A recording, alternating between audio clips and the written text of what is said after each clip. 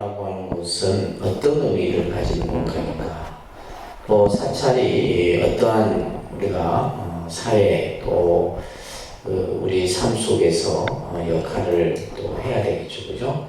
또 그러면서 여러분들이 이제 사찰 안에서 신앙생활을 또 어떤 마음가짐을 가지고 해야 되는가, 이런 이제 기본 과정 강의 중에서 좀 중요한 개념이라고 좀 볼 수가 있고요.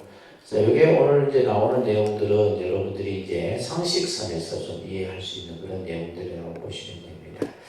자, 한번 교재를 보시게 되면 우리는 보통 이제 절 이렇게 하잖아요, 그죠? 절이라는 표현을 많이 쓰는데 이제 기본적으로 우리가 이제 사찰, 또 사원, 가람, 이런 이제 우리가 이제 사찰과 관련된 용어들이 있습니다. 그리고 일반적으로 가장 많이 이제 보통 우리가 절 이렇게 있을 때 한자로는 절사자를 써서, 그죠? 예를 들면 이제 무슨 사, 뭐 통도사, 해인사, 송강사. 그래서 이제 중국 불교도 그렇고 우리나라 불교도 마찬가지로 무슨 사라고 하는 이 절사자의 명칭을 가장 많이 사용합니다. 그리고 이제 정사라는 이제 사찰의 그런 또 명칭도 있고요. 때로는 이제 이 동사 원자인데 원이라고 하는 이 명칭을 또 사용합니다. 그리고 요즘에는 이제 우리 독립선언처럼 무슨 선언, 이렇게 이제 선언이라는 말을 붙여서 사찰의 명칭을 표현하기도 합니다. 원래 이제 부처님 당시 때는 이제 가람이라는 말이 이제 제일 처음 사용되었던 말인데, 이 가람의 원어는 승가람마라는 말이에요. 승가람마를 줄여서 가람이다, 이렇게 이제 우리가 표현합니다. 이것을 번역하면 중원의 뜻이에요. 무리중자 동사원자. 그래서 이제 우리가 이제 스님들은 늘 혼자서 수행하는 것보다는 무리를 지어서, 그죠? 집단 수행 개념이 많죠. 그래서 이제 우리가 이 중자를 많이 쓰는 거예요. 그래서 이제 우리가 일반적으로 스님을 또 다르게 표현할 때 우리가 뭐 이제 그죠? 중 이렇게 하는데, 그죠? 중이라는 개념이 바로 이 무리중자를 쓰는 거예요. 그래서 중승 이렇게 표현합니다. 스님들을 중승 이렇게 표현하는데, 그래서 무리중자를 쓰는데 여러 스님들이 모여서 수행하는 그러한 이제 의미로서의 이제 이 절이라고 하는, 우리가 이 말하는 사원이라는 말이 이제 그렇게 사용이 되어 있습니다. 그러면서 이제 우리가 사찰하면 뭐요? 부처님을 모시고 또 부처님의 가르침을 배우고 또 실천하면서 함께 수행하는 이런 어떤 복합적인 의미로서 이제 사용을 하고 있죠, 그죠? 이런 이제 사찰에는 두 가지 유형이 있는데, 여러분들 교재 보시게 되면 아란나라고 하는 형태가 있어요. 이 아란나는 요즘 이제 토굴 개념입니다. 혼자서 이제 뭐 숲속이나 동굴에서, 그죠? 혼자서 수행하는 이런 형태를 아란나라고 하고, 이제 우리나라 같은 경우는 이제 토굴 개념이 많습니다. 스님들이 개인적으로 혼자서 수행하는 공간이죠, 그죠? 그 다음에 이제 비하라라고 하는 이런 정사의 뜻으로서 뭐 우리가 이제 기원정사나 중림정사나, 그러니까 이 정사의 개념이 이제 중국에 와서는 사의 개념으로 바뀌게 되고, 우리가 이제 우리나라는 암이라는 암자 개념이 있죠, 그죠? 이 암자 개념이 이제 아란야의 개념이 암자의 형태로 바뀌어지게 되고, 이런 이제 그런 모습들의 변화를 우리가 볼 수가 있죠. 여러분들 46쪽에 보시게 되면 일반적으로 이제 이 절사자를 가장 많이 사용합니다, 그죠? 중국 불교도 그렇고 우리나라 불교도 마찬가지로 이제 특히 이제 중국 불교가 도입되는 그런 그 전례를 보게 되면 인도의 승려가 이제 중국으로 건너가는, 그래서 이제 이 인도 승려는 아무래도 외국인이니까, 그죠? 당시 이제 그 외국 사신들이 머물렀던 관청 이름이 홍로사예요, 홍로사. 이 홍로사에 사자가 붙어 있죠, 그죠? 이것이 나중에 이제 스님들이 이렇게 수행할 수 있는 이런 절을 지으면서 이 절사자를 그대로 사용하게 된 거예요. 이게 이제 유래입니다. 이게 이제 우리가 일반적인 무슨 사 할 때 이제 사의 개념이 그렇게 해서 만들어지게 된 거예요. 그래서 우리나라는 이제 중국 불교처럼 이제 무슨 사에 이제 그죠? 절사자를 쓰는 명칭이 가장 보편적으로 쓰고 있다라고 보시면 되죠. 또 반면에 이제 기능상의 분류에서 우리가 이제 총림의 형태가 있습니다. 총림. 그래서 우리가 이제 통도사 여러분들 가셨을 때 통도사도 이제 영축 총림 이렇게 이제 총림이라는 표현을 쓰는데 이 총림은 한마디로 얘기하면 종합수행 도량이다. 총림이라는 사찰은 어떠한 기능적 역할을 하느냐? 종합수행 도량이다라는 의미로서 여러분들이 이해를 하시면 되는데요. 그래서 이 총림에는 몇 가지 이제 수행 공간이 꼭 필요한데 첫 번째가 강원이라고 하는 곳이에요. 그래서 우리 스님들이 이제 처음 출가하면 이곳에서 이제 4년간 이제 경학을 공부합니다. 그래서 4년 정도 이제 스님으로서 갖춰야 될 예법이라든지 또 행동거지라든지 모든 것을 여기서 다 배워요.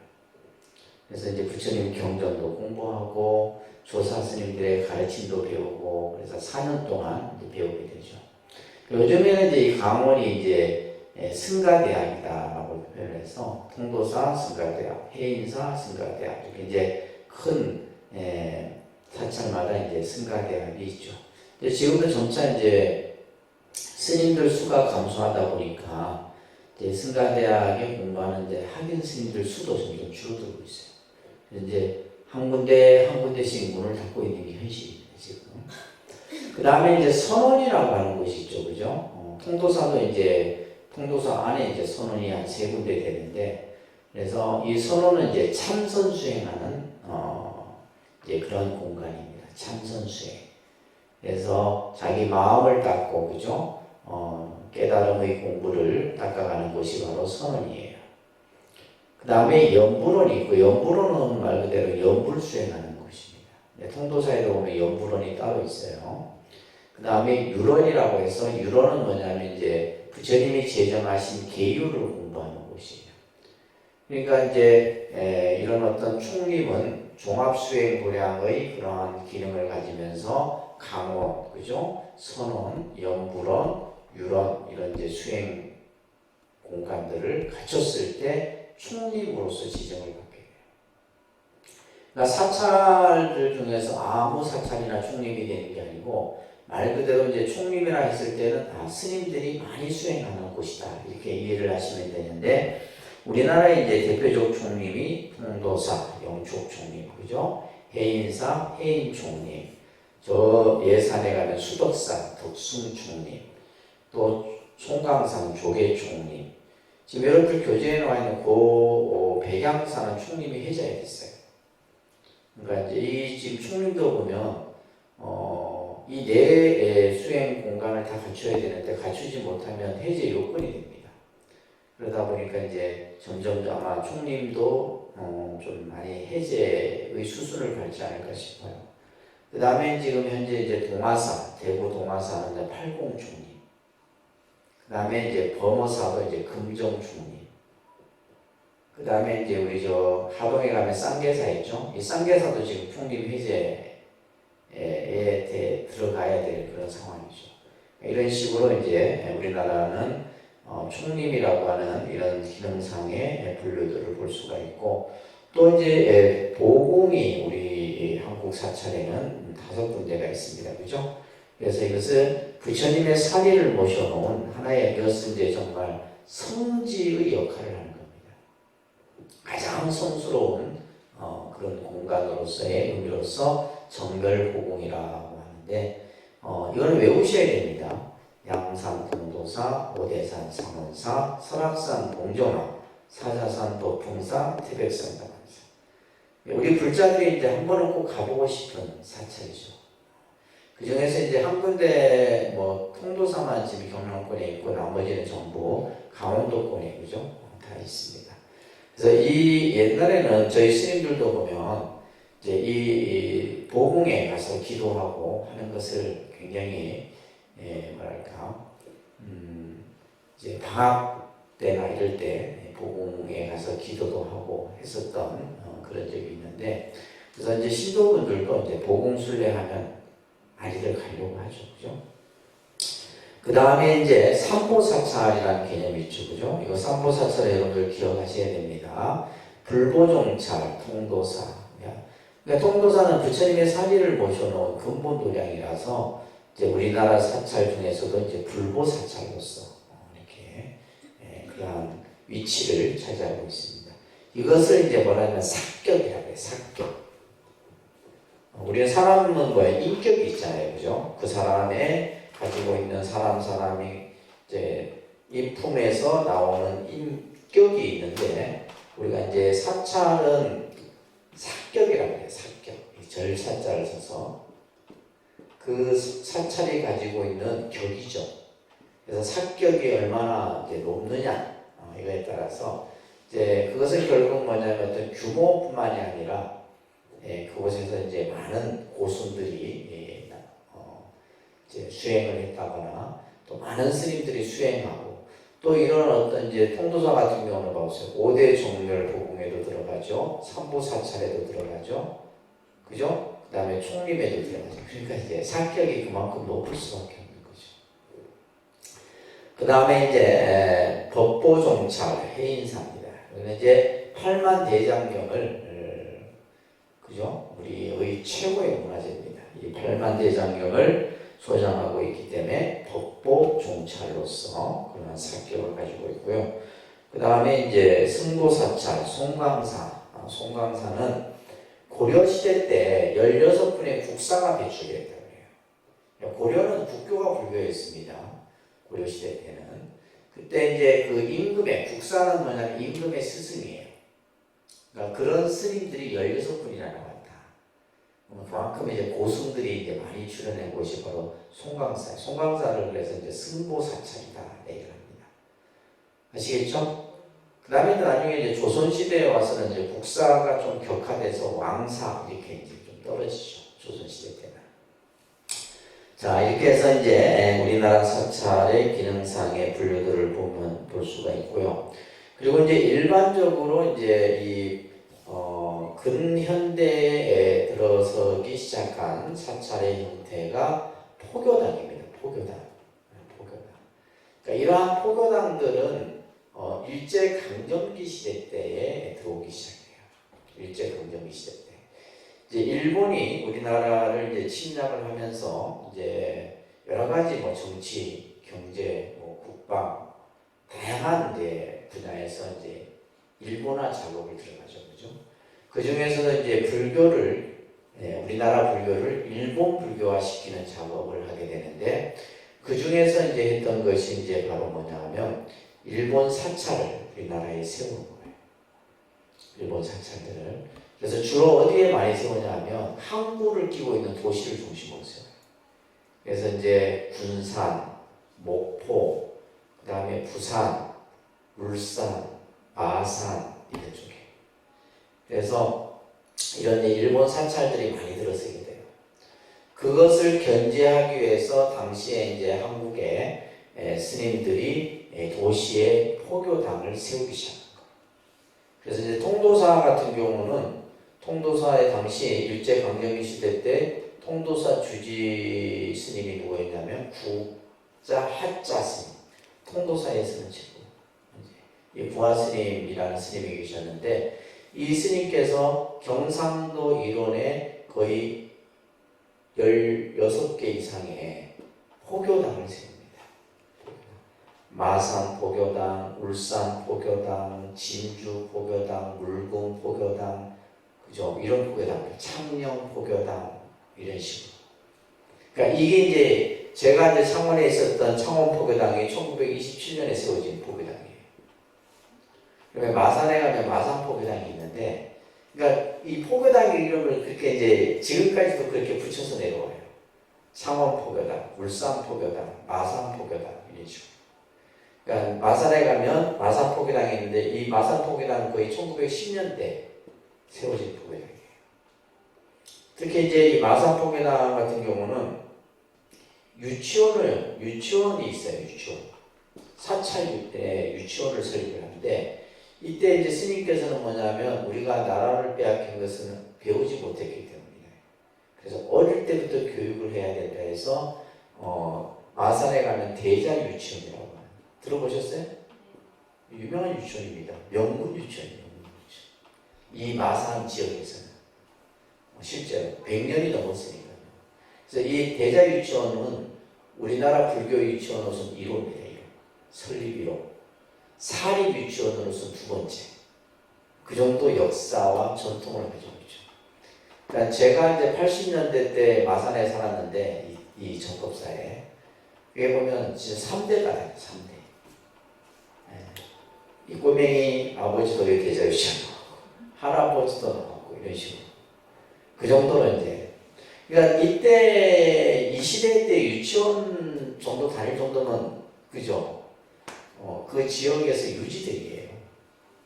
그래갖고 이제 그 당시 유치원 다녔던 그 해고 기고문을 이렇게 보면 운동복도 한 3벌이 되고 유치원 단복도 몇 벌이 되고 막 이런 이제 그런 기사를 본 적이 있는데 그래서 이제 이 당시에 이제 이런 포교당들을 세웁니다.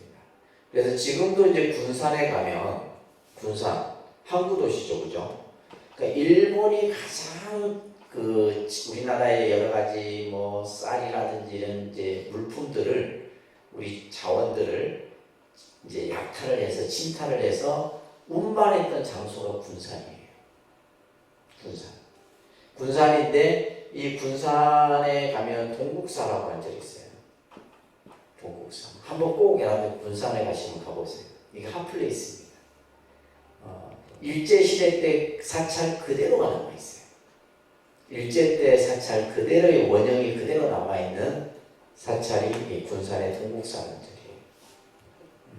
그러니까 아무래도 이제 그 일본의 정치가 느껴지니까 요즘 젊은 애들이 이렇게 이제 군산에 가면 꼭 들리는 데가 동국사원들이에요. 그러면서 이제 이 일제 강점기 때 이제 이러한 포교당들이 들어서다가 그러다가 이제 1980년, 90년대에 이제 우리가 말하는 아파트가 이제 보급이 되면서 그죠? 이제 도시 계획이 되고 이러면서 도시를 중심으로 해서 이제 도심에 포교당들이 또 들어섰죠. 그러니까 대표적인 것이 강남의 능인선, 그 다음에 통도사 서울 포교당인 구룡산, 이게 이제 전부 강남권에서 다 들어서. 그 다음에 이제 뭐 안국서원, 영남불교대학 이런데 그 사찰들이 보면 1980년대 때다.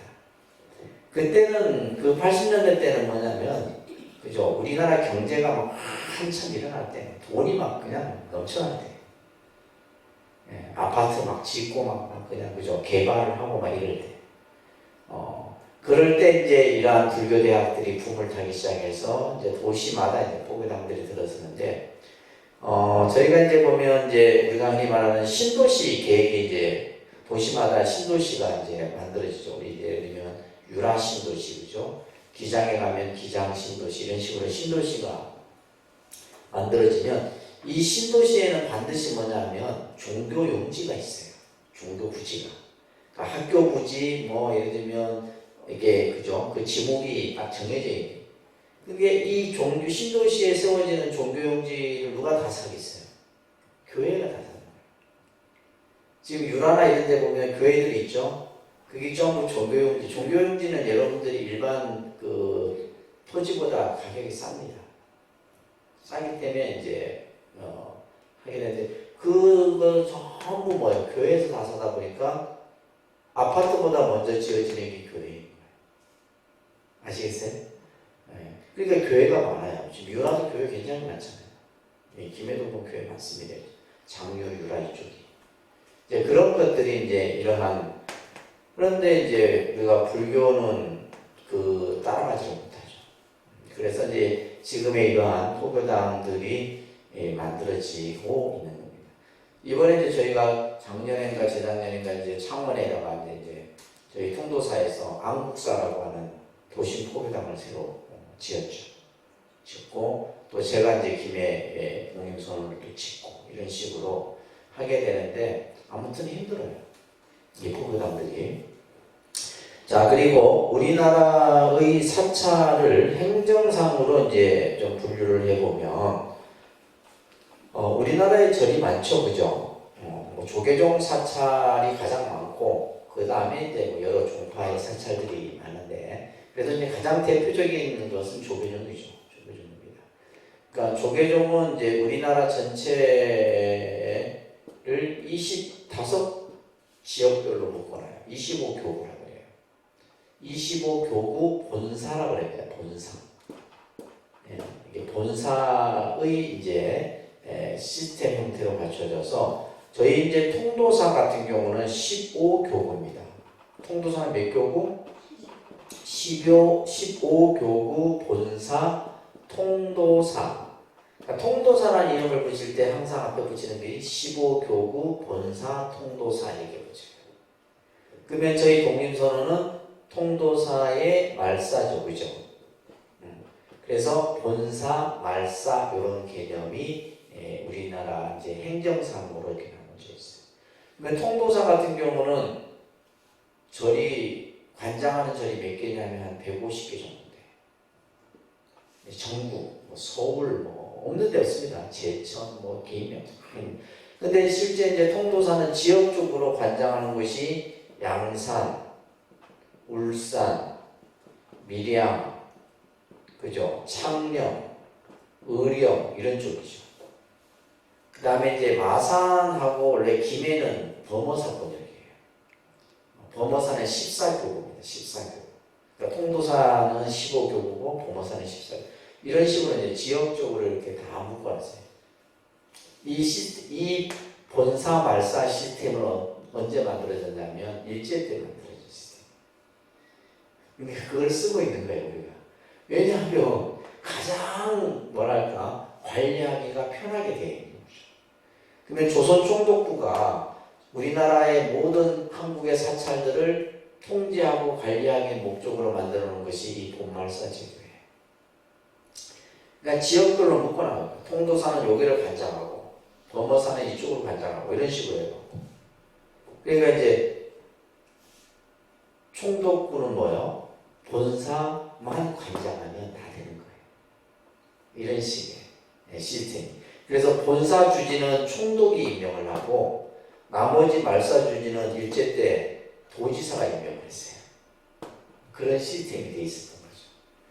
그러다가 이제 이 말사도 보면 공과 사가 나눠져입니다. 말사도 뭘로 나눠진다? 공적인 개념 사찰을 공찰 이렇게 하고요. 이제 사적인 개념을 사찰 이렇게 해요. 그러니까 공적인 개념은 어떤 특징이냐면 모든 땅과 건물과 모든 재산이 통도사가 출연을 해서 통도사가 만든 이제 사찰은 공찰. 예를 들면 김해 여기 장유사 범어사 공찰, 성주사 범어사 공찰. 그러니까 이 공찰은 누가 임명을 해요? 본사 주지가 임명을 해요. 근데 사사찰은 뭐냐면 예를 들면 제가 그죠? 재원을 만들어서 절을 만들어서 등록만 통도사로 하는 거예요. 그러면 임명은 누가 해요? 통도사 주지가 하지만은 추천권은 누가 가지고 있다? 내가 가지고 있는 거예요. 이게 사사찰이에요. 아시겠죠? 이런 개념들, 그래서 공사가 나눠져 있다는 거. 그런 정도. 자, 이제 이런 이제 기본적인 상식, 사찰의 여러 가지 다양한 형태들을 여러분들이 이해를 하시면서, 자, 최초의 사원을 우리는 중림정사랍니다. 그러니까 중림정사. 그 다음에 이제 기원정사. 그죠? 부처님 당시 때 이제 최초의 절이 중림정사고, 그 다음에 세워진 절이 기원정사입니다. 그리고 중국에는 백마사, 우리나라는 성문사, 이불란사, 이런 것들은 이제 시험에 나오죠, 그죠? 이런 것들은 이제 시험에 잘 나오는, 그러니까 기억을 꼭 해두시기 바랍니다. 자, 그러면서 이제 오늘 우리가 이제 배워야 될 중요한 내용이 바로 사찰의 기능과 역할입니다. 도대체 사찰이라고 하는 것은 뭐 하는 것이냐? 그러니까 우리는 사찰하면 뭐예요? 그냥 기도하고 염불하고 제지내고 요 정도 뭐 그죠? 뭐 불공 드리고 뭐 정도. 근데 이제 우리가 사찰이 가지고 있는 다양한 역할과 기능이 있습니다. 사찰은 수행도량입니다. 사찰은 무슨 도량? 수행도량이죠. 수행도량이라는 것은 결국 내 자신을 좀 더 스스로 단련하고 닦아가는 그러한 공간이 바로 사찰이라는 거죠. 그렇기 때문에 이 사찰은 내 삶의 귀처이기도 해요.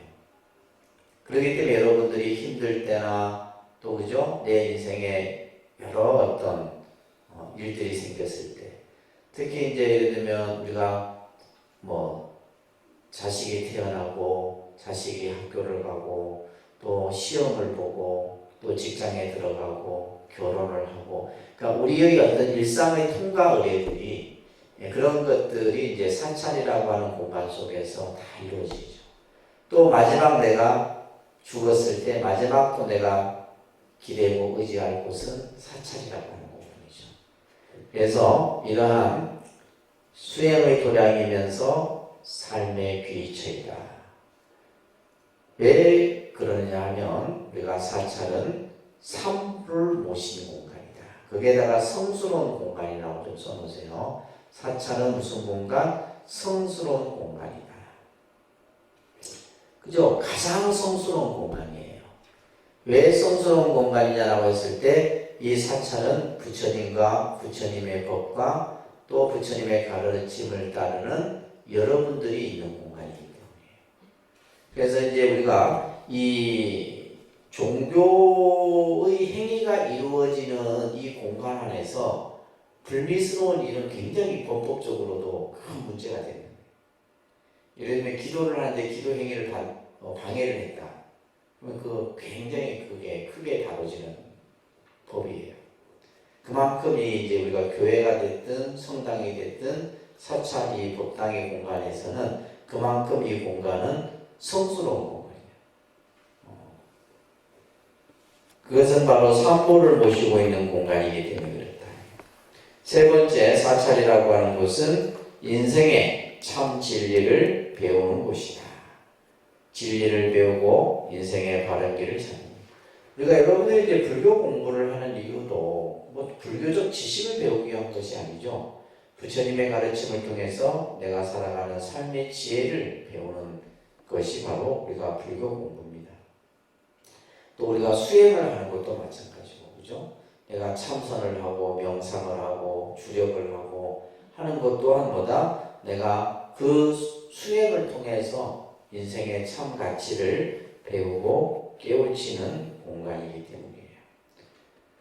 네 번째, 사찰은 참회하고 기도하고 염불하는 장소인데 이것을 우리는 몸과 마음을 정화하는 장소다. 이렇게 써놓으세요. 몸과 마음을 뭐하는 장소? 정화하는 장소다. 그렇기 때문에 우리는 사찰에 그래도 한 번 왔다 가면 뭔가 내가 정화되는 느낌이 안 드십니까? 뭔가 좀 맑아지는 것 같고, 그죠? 그래도 내가 부처님께 절을 한번 하고 경을 한번 읽고 예배를 한번 드림으로 인해서 바로 내 자신을 정화하는 장소다. 다섯 번째는 우리는 사찰에서 부처님께 공양을 올리고 발언을 하는데 이곳을 우리는 공덕을 쌓는 장소다. 사찰이라고 하는 곳은 뭐다? 공덕을 쌓는 장소. 복을 닦고 공덕을 짓는 곳이 바로 사찰이죠.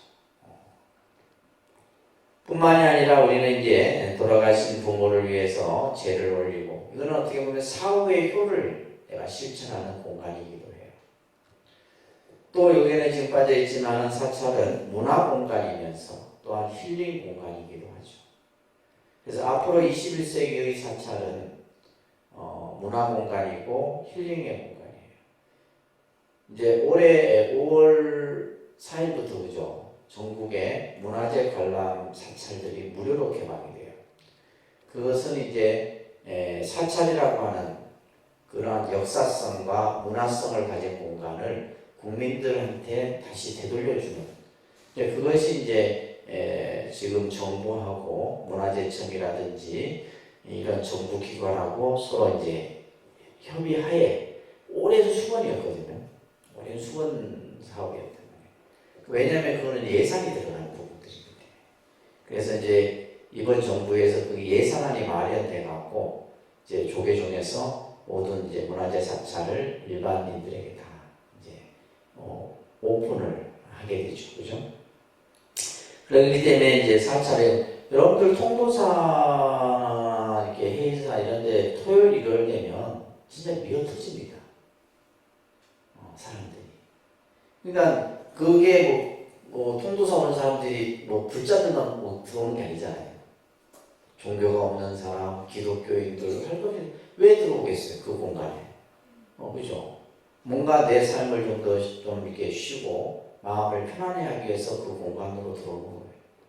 그렇기 때문에 사찰은 문화의 공간이며 우리 삶의 어떤 힐링의 공간으로서의 역할을 하는 곳이다라는 거죠. 그런 쪽으로 이제 나가야 되는 거죠. 나가야 되는 거죠. 자, 그러면 우리는 언제 사찰을 가느냐? 이 사찰을 우리가 이제 언제 갑니까, 저에?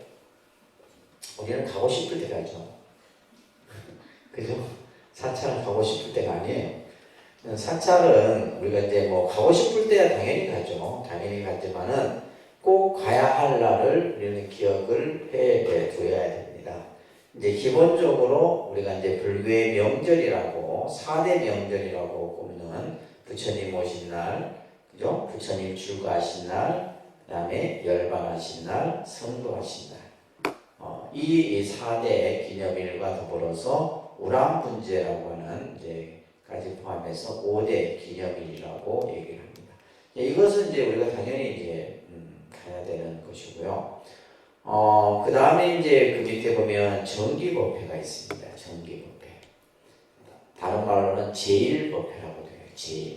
제1이라는 날은 몸과 마음을 닦는 날이다. 이런 뜻이에요. 몸과 마음을 닦는 날. 다시 말해서 아까 우리가 했듯이 수행을 하거나 내가 또 공덕을 닦거나 이런 의미가 바로 제1법회예요. 근데 이제 이것이 날짜가 전부 뭘로 되어 있어요? 음력으로 되어 있는 거죠. 그러니까 이제 우리가 지금 이제 현대의 생활이 보면 지금 이제 주 5일제 화되어 있고 또 앞으로 이제 좀 지나면 주 4일 뭐 그죠? 뭐 하게 되면 이제 그만큼 우리가 이제 이 어떤 삶의 패턴이 굉장히 급변하는데 이 음력이라는 것은 수백 년 내려오고 있는 지금 법회 형태죠, 그죠? 근데 이걸 바꾸려고 하니까 굉장히 힘들어요. 여러분들 의식이 바뀌어야 되는데 안 바뀌어. 우리 스님들 의식도 안 바뀌고 여러분들도 안 바뀌고 하니까 지금 이제 이 음력으로 하는 법회들이 그러다 보니까 점점 법회에 참석하는 비율이 작죠. 그래서 이제 서울 같은 경우는 음력 법회를 싹 없애고 토요 법회, 일요 법회 이런 식으로 그러니까 교회처럼 수요 예배, 금요 예배, 일요 예배 요일로 하는 거죠. 요일로. 그랬을 때 이제 우리가 예를 들면 가족이 함께 할 수 있고 그죠? 부부가 함께 할 수 있는데 우리는 지금 한국 불교는 뭐냐면 그죠? 음력으로 하기 때문에 남자들이 저리 올 수 있는 여건이 안 돼. 안 돼. 그러니까 이건 고쳐야 되는데 지금 너무 늦어도 늦었죠. 이게 쉽지가 않습니다. 저희 같은 독립선언도 그게 안 되는데 지금. 이건 바꾸긴 바꿔야 돼요. 야간에는 안 되는 그렇죠. 우리가 이제 예를 들면 제1이라고 하는 이 법회는 부처님께 공양을 올리는 의식을, 공양 의식을 이제 기본적으로 하거든요. 그러니까 예를 들면 그냥 단순히 법문을 하는 것 같으면 야간에 해도 되죠. 야간에 해도 되는데 이 제1은 공양을 내가 올리는 그러한 의식이 이루어지는데 부처님께서 공양을 언제 하셔요? 사시에만. 그래서 사시의 기준에서 하다 보니까 그래서 이제 우리가 예를 들면 이제 저녁에 같은 경우 뭐 예를 들면 저녁 법회 충분히 뭐 만들어서 할 수 있죠. 만들어 할 수 있는데 그만큼 이제 그것은 불자들의 의식이 깨어 있어야 되고 그게 이제 시스템에 따라와줘야 되는데 그게 안 되는 거죠. 그러니까 이제 사찰마다 일요 법회가 성공하는 데가 없어요. 내가 일요 법회 하다가 저도 한 1년 하다가 포기했잖아요. 왜냐하면 일요일 날은 그러니까 우리가 절에 이제 나오는 분들이 이제 그죠? 평일날 일요일 나오다 보니까 일요일 날은 이제 가족들이 집에 있고 이러니까 움직이지를 못해요. 그러다 보니까 일요일표가 쉽지가 않아요. 이게. 굉장히 어렵습니다. 그래서 아무튼 이런 그 다음에 이제 우리가 특별법회 형태가 있죠. 이게 뭐냐면 정초, 입춘, 동지, 백중 이런 날 그죠? 이런 이제 절기와 맞물려 칠석, 7월 칠석이라든지 그죠? 이런 이제 법회 형태들이 이제 있습니다.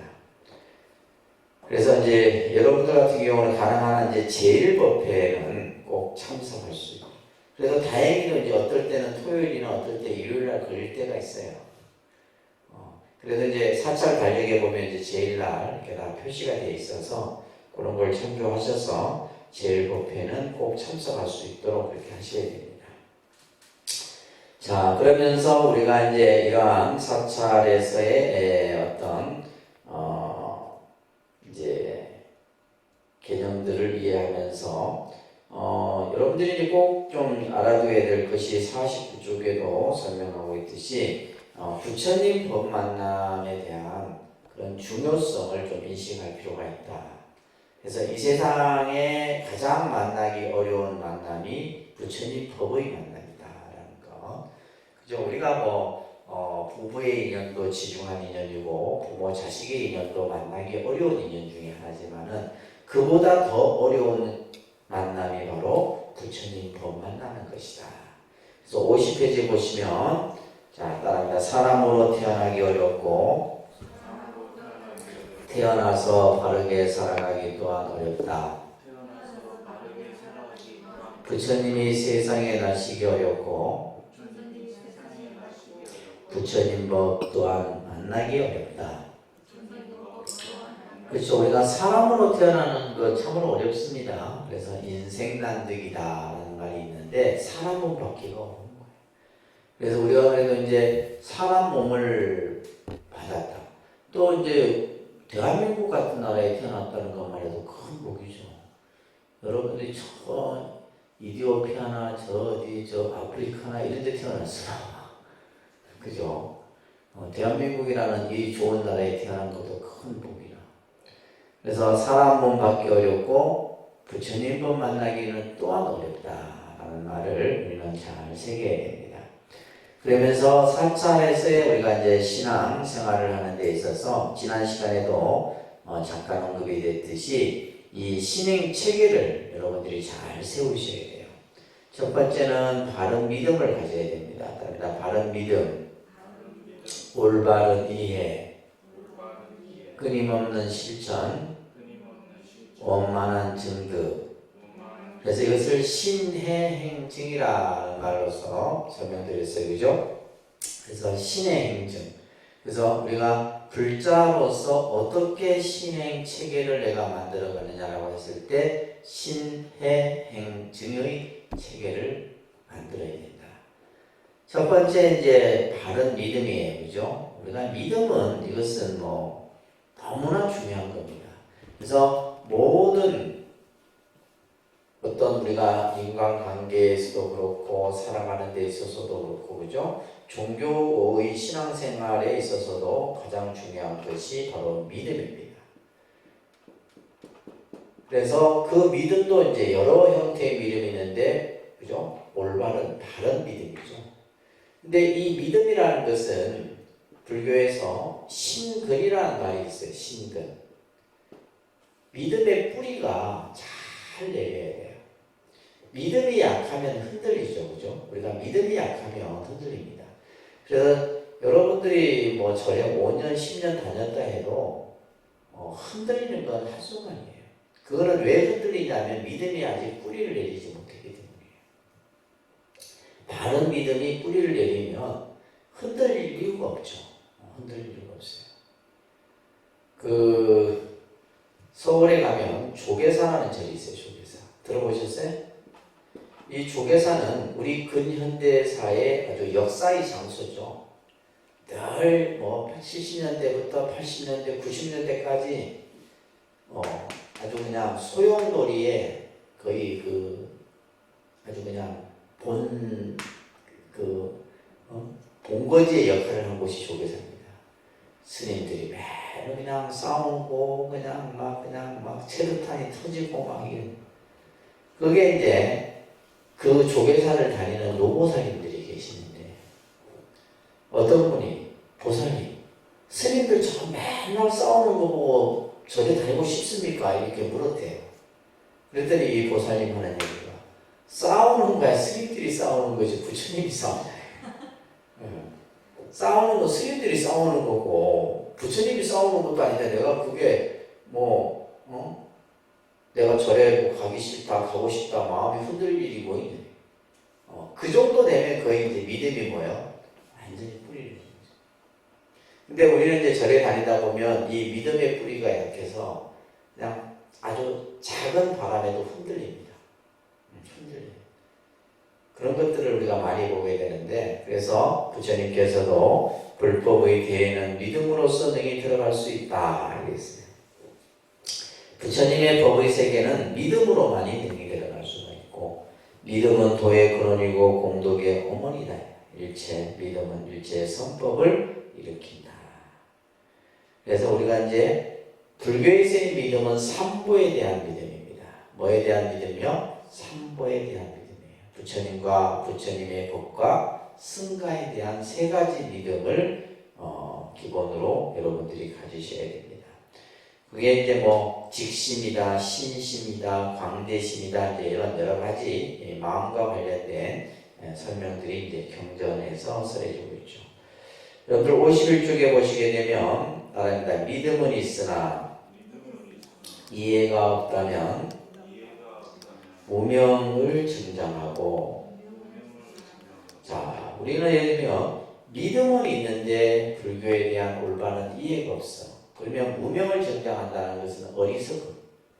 그러니까 불교에 대한 바른 안목을 갖지 못하는 거죠. 그러면 이것은 뭐에 빠지기 쉬워요? 광신에 빠지기 쉽습니다.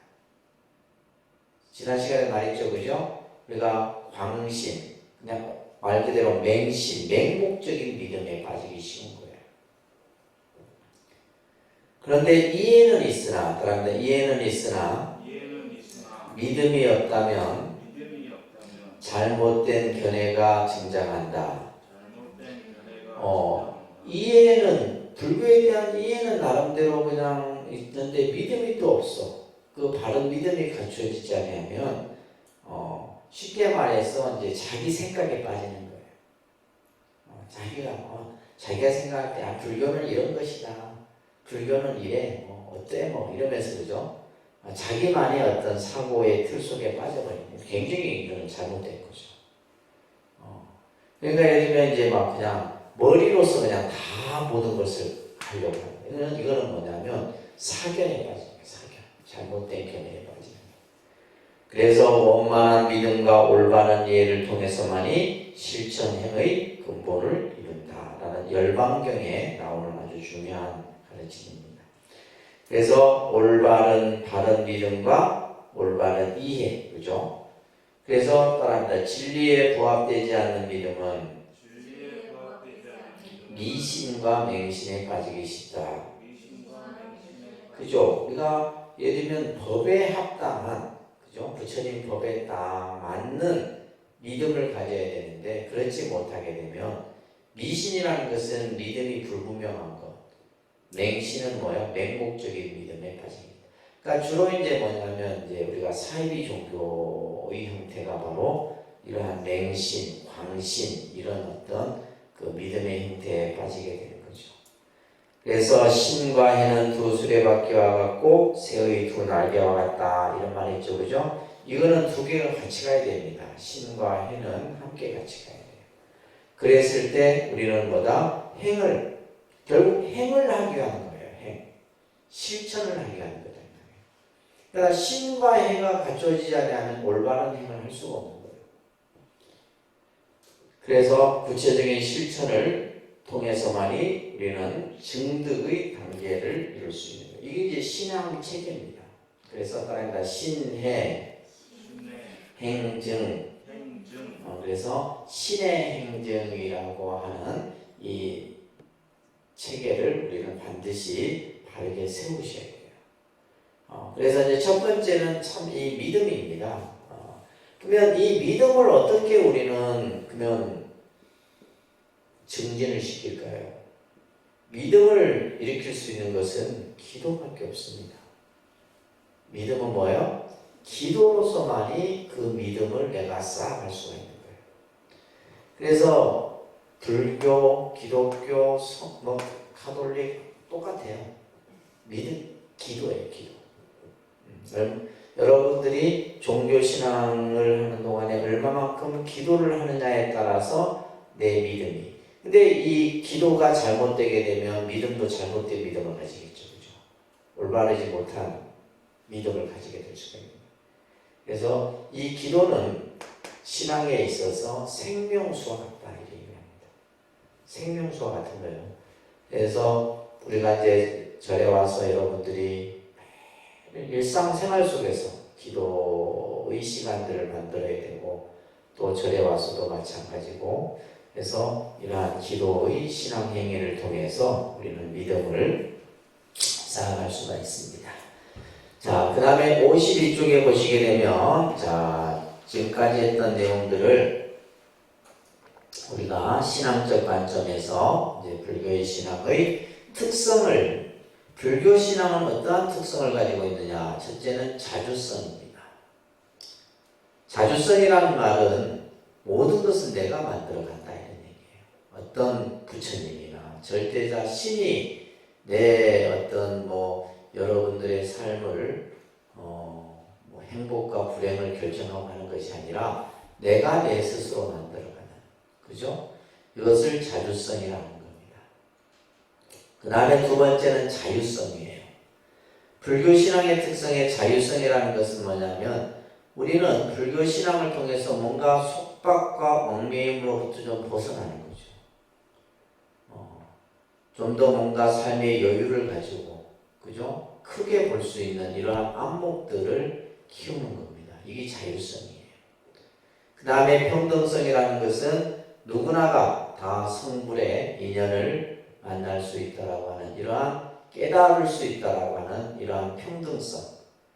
이 세 가지의 이 신앙 특성을 우리는 여러분들이 이해를 하시면서 자, 그 다음에 중요한 것이 신앙의 목적입니다. 여러분들이 사찰에서 불자로서 신앙생활을 해나가는데 어떠한 목적을 가지고 해야 되느냐. 목적이 없이는 안 되잖아요. 그죠? 목적이 없이는 안 돼요. 첫째 우리는 불교 신앙을 하는 근본 목적은 뭐다? 참 나를 찾기 위한 것이다. 참 나를 찾기 위한 것이. 근데 이제 우리는 그냥 가족이 건강하고 예를 들면 그죠? 내가 이루고자 하는 것을 이루고 그러니까 이런 쪽에 이제 생각이 있다 보니까 이제 이게 이제 신앙이 그 목적 자체가 조금 이렇게 빗나가 있는 거죠. 빗나가. 그래서 참된 나를 찾기 위한 것이다. 그러니까 이 안에 사실은 다 포함되어 있는 거거든요. 두 번째가 중요합니다. 두 번째가 불교 신앙의 목적은 나 자신의 삶을 변화시키는 겁니다. 그래서 제가 이제 이것을 항상 얘기할 때마다 내가 불교를 믿을 때와 믿기 전과 믿고 나서 나는 반드시 바뀌어야 돼요. 생각이 바뀌어야 되고 행동이 바뀌어야 되고 의식이 바뀌어야 됩니다. 아시겠죠? 내 자신의 삶의 변화가 있어야 된다 이 말이에요. 절에 다닐 때나 안 다닐 때는 똑같은 얘기는 뭐예요? 신앙을 안 하고 있는 거지. 신앙생활을 내가 안 하고 있거나 아니면 잘못하고 있거나 이거예요. 그래서 여러분들의 변화를 누가 가장 절실히 느낍니까? 그렇죠. 가족이죠. 그러니까 예를 들면 우리 엄마가 절에 다니더니 변했더라. 뭔가 변한 거죠. 옛날에는 막 짜증도 부리고 화도 내고 그냥 나만 보면 못 잡아먹었듯이 하다가 어느 날 절에 다니더니 뭔가 달라진 거예요. 그 다음에 남편이 볼 때도 또 아내가 볼 때도 마찬가지죠. 배우자죠. 그죠? 절에 다니더니 달라졌더라 이 말이에요. 근데 중요한 것은 좋은 방향으로 달라져야지. 이게 나쁜 쪽으로 달라지게 되면 어떻게 돼요? 그러면 그 가족에게는 불교라는 종교는 뭐예요? 믿지 않습니다. 왜냐하면 내가 절에 다니면서 더 욕심을 내고 더 그냥 짜증을 내고 더 그러면 뭐 하나만 하잖아요. 그죠? 그러니까 우리 이제 신도들 중에도 보면 절에 뭐 10년, 20년, 30년 다니는 분들이 보면 좋은 쪽으로 변화해야 되는데 전부 나쁜 쪽으로 변해요. 이거는 뭐냐면 신앙생활을 잘못했다는 거예요. 근데 그걸 모르죠. 본인들은 모릅니다. 그러니까 아집에 사로잡혀 있고 상에 갇혀 있고 그냥 마침 이제 그런 사람들을 우리가 스님들이 절도깨비라고 해요. 절도깨비. 절도깨비 되면 안 됩니다. 그러니까 우리가 늘 뭐예요? 항상 이 초심을 잃으면 안 돼. 처음 내가 부처님 법을 만났을 때 그 생각을 항상 가지고 1년이 되든 10년이 되든 20년이 되든 그것을 유지를 할 수 있는 마음이 돼야 되는데 변한다는 거예요. 그러니까 사람은 변하죠. 그죠? 변할 수밖에 없어요. 근데 이 변하는 것이 좋은 방향으로 변해야 된다 이 말이에요. 아시겠죠? 그래서 우리가 신앙의 목적 중에 나 자신의 삶을 변화시키는 유효한 것이다. 그래서 안 좋은 것을 좋은 것으로 변화시키는 것. 그리고 세 번째는 우리는 신앙의 삶을 통해서 내가 해결하지 못하는 어려움, 이것이 불보살의 가피로서 반드시 해결될 수 있다라는 믿음이 필요한 거죠. 그래서 이제 우리가 이 가피라는 말은 어떠한 좋은 영향이 나에게 끼치는 거죠. 우리가 예를 들면 가피, 예를 들면 가피라는 말과 같이 쓰는 말이 있다고 그랬죠, 그죠? 가호, 신의 가호가 있기를. 기독교에서는 이제 신의 가호가 있기를 이렇게 표현했습니다. 근데 우리는 뭐요? 불보살의 가피가 있기를. 근데 가피라는 말과 가호라는 말을 같이 씁니다. 불교에서도 같이 쓰는데 결국 우리는 살다 보면 내가 정말 감당할 수 없는 일을 만나게 돼요. 한두 번은 만납니다. 우리가 살다 보면 정말 아주 최악의 상황을 맞닥뜨릴 때가 온다 이 말이에요. 그때 이제 뭐요? 이 신앙이 힘을 발휘하는 거죠. 신앙이 힘을 발휘해요. 그래서 어떤 사람들이 그래요. 정말 힘든 그 시간 속에서 내가 신앙이 있었기에 이걸 버틸 수 있었다 이런 얘기를 많이 하거든요. 신앙이 없었다라면 이건 뭐 불교, 뭐 기독교 하는 거 다 상관없어요. 신앙의 힘으로 내가 이것을 버틸 수 있었다. 그 신앙의 힘이 바로 뭐예요? 우리가 이제 불교 신자는 불보살의 가피인 것이고, 기독교는 기독교대로의 표현이 있겠죠, 그죠?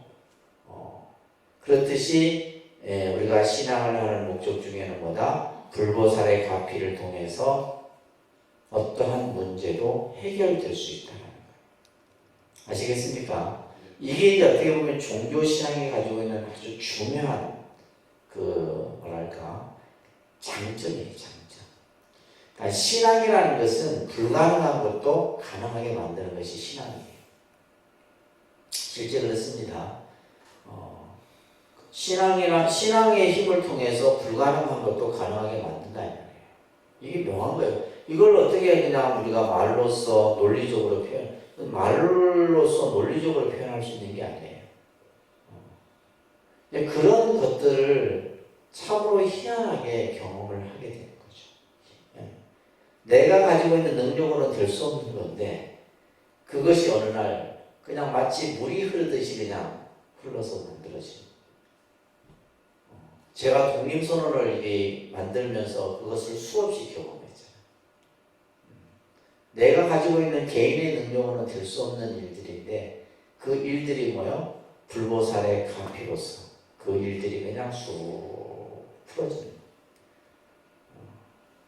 거예요. 그걸 경험해 본 사람은 신앙이라는 것이 내가 믿음이라는 것이 얼마나 중요한가라는 것을 스스로 알게 되죠. 그죠? 그 다음에 우리가 신앙의 목적은 함께 더불어서 행복하게 하는 거죠. 그죠? 이것을 우리는 부처님의 세계를 구현한다. 이렇게 표현하는 겁니다. 우리가 신앙이라는 것은 모두가 함께 더불어서 행복하기 위함이에요. 나 혼자 행복하고 나 혼자 어떤 이득을 얻고자 있는 게 아니다라는 겁니다. 그래서 여러분들이 사찰이라고 하는 공간을 통해서 신앙생활을 해나가는데 바로 여기서 말한 이러한 목적 의식을 가지고 하셔야 돼요. 아시겠죠? 이게 굉장히 중요한 내용입니다. 그러면 또한 우리는 신앙인의 자세가 갖춰져야 되겠죠. 그죠? 올바른 신앙인의 자세. 우리가 이제 예를 들면 무리만 불자가 되면 안 됩니다. 무리만 불자가 되면 안 되고 정말 불자다운 마음가짐, 행동 이런 것들이 갖춰져야 돼요. 그러기 위해서는 첫 번째 뭐가 있어야 되느냐? 서원이 있어야 됩니다. 항상 서원을 세우는 불자가 돼야 돼요. 우리가 이제 서원과 소원의 차이점을 아십니까? 서원과 소원. 우리가 이제 소원은 어떤 개념이냐면 뭐뭐 해 주십시오. 이거는 의타적이에요. 의타적. 소원은. 그래서 우리가 소원 성취한다. 소원 성취 발언 이렇게 하잖아요. 그러니까 불보살에게 내가 원하는 바를 성취게 해 주십시오. 이렇게 하는 거예요. 이게 이제 소원이에요. 소원. 근데 우의 소원은 어떤 의미냐면 이것은 뭐요? 내가 하겠습니다. 이런 뜻이에요. 여기에는 뭐냐면 자발적 의지가 담겨 있다. 이게 중요한 말입니다. 이 차이점이 엄청 크죠? 그래 안 그래요? 우리는 지금 절에 다니면서 맨날 소원만 비는 불자가 됐다. 부처님 뭐뭐 해주십시오. 우리 아들 달들 건강하게 해주시고 부자 되게 해주시고 그죠? 이게 근데 나쁜 게 아니에요. 나쁘다는 개념이 아니라 우리가 올바른 신앙을 가지기 위해서는 소원을 비는 불자가 아니라 서원을 세우는 불자가 되어야 된다 이런 얘기예요. 그러니까 우리가 예를 들면 소원은 결국 이거는 뭐냐면 기복적인 거죠. 그죠? 기복적 신앙이에요. 근데 불교의 신앙은 기복적 신앙을 기반으로 깔고 있지만은 그 위의 의미가 바로 뭐냐면 서원을 세우는 불자인데 그 소원은 뭐예요? 내가 하겠습니다. 내가 부자가 되겠습니다. 내가 이루겠습니다. 이렇게 되는 거예요. 이루게 해 주십시오가 아니에요. 부처님 내가 부자가 되게 해 주십시오 이게 아니라 내가 부처님 내가 꼭 부자가 되겠습니다. 그래서 이건 뭐냐면 제일 중요한 말은 내 의지가 담겨야 되는 거예요. 이것을 우리는 뭐라 그래요? 원력이라고 하는 겁니다. 뭘 한다고요? 원력. 이 여기에는 힘력자가 붙죠. 힘. 이거는 뭐냐면 에너지입니다. 그래서 우리가 신앙생활 하는 데는 반드시 소원을 가지고 그래서 우리가 예를 들면 기도를 할 때 늘 소원을 세우잖아요. 그래서 우리가 항상 마지막에 뭘 해요? 사홍소원을 하잖아요. 중생을 제도하겠습니다. 번뇌를 끊겠습니다. 부처님 중생을 제도하게 해주십시오 이게 안 하잖아요.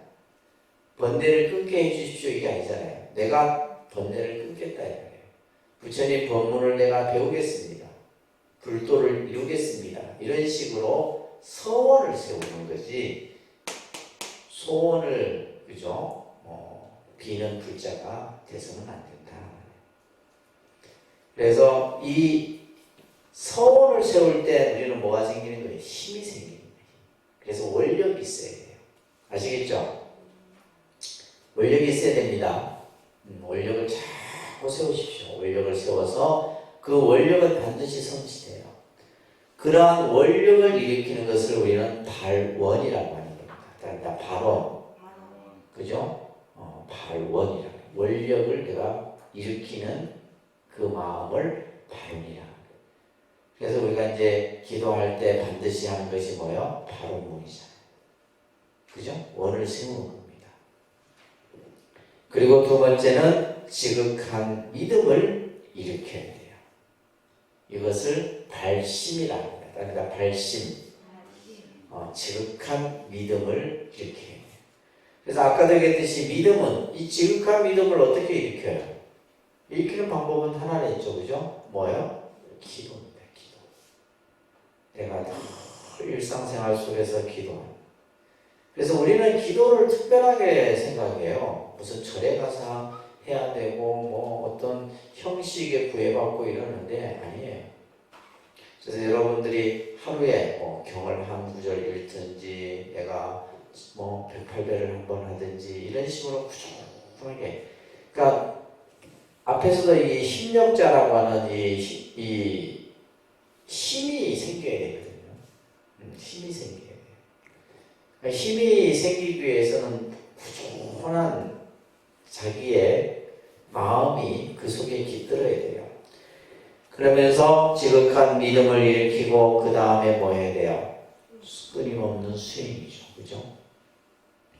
이것을 정진이라고 합니다. 그러니까 정진. 정진이라는 것은 나아가는 마음이에요. 나아가는 마음. 우리는 잠시도 멈춰서는 안 됩니다. 끊임없이 한 발짝 한 발짝 나아가는 정진심이 필요해요. 근데 이 정진심의 반대는 뭐냐면 태굴심이라고 합니다. 그러니까 태굴심. 태굴심은 뭐냐면 물러나려고 하는 마음이에요. 나는 해봤자 안 돼. 기도는 나는 뭐 나하고 안 맞아. 해보지도 않고, 뭐 공부해봤자 머릿속에 들어오지도 않고 그냥 이런 것들, 이런 태굴심이에요. 내가 자꾸 뭐예요? 물러나려고 합니다. 그게 아니라 뭐다? 우리는 끊임없는, 그죠? 자기 수행, 정진심을 가지는 자세를 가져야 된다.